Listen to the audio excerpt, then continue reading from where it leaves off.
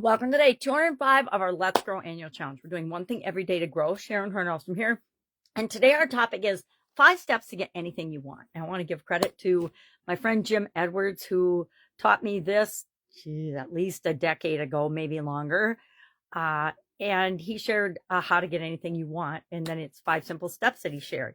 And I'm going to share those steps, but I'm also going to share 5 steps to apply this to financial growth and your financial growth. So we'll use these same steps, but he walked us through and did a training, and I was part of the original group, the beta group that went through this, as well as when he revamped and re-released it again several years later.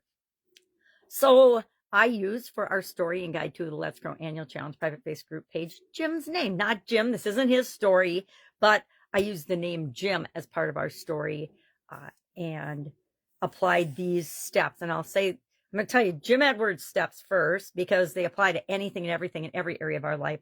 And then so do the ones with respect to financial growth, but I tweaked them a little bit in terms of what we do. So Jim and a lot of other teachers that I've learned from over the decades, and coaches and counselors and wise people and authors, teach that the first thing you need to know is, what do you want? What is the thing that you want? And that becomes our goal. So first you have to know what you want in order to get it. If you don't have any picture or idea of what you want, how are you ever going to get there? It's like getting in the car and driving without having a destination in mind. You're going to end up somewhere, but is it really where you want to end up? That's why our vision, our what do we want, which is our vision, is so critical and so important. And it's why it's the first step of the process to getting anything you want. Second step, according to Jim, is to believe that it's possible for you, right?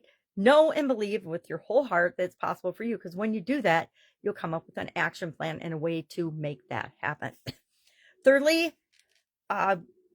Jim says to visualize and take inspired action on what the next thing is for you. When you focus on what you want, what you need to do to get there starts to show up in your life.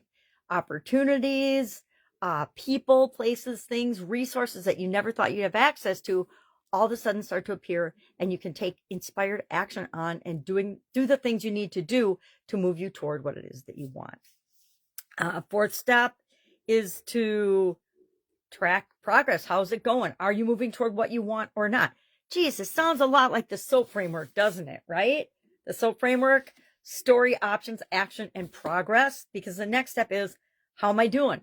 Are you making progress? If not, tweak and do something different, or do more of the same to continue to move from where you are to where you want to be.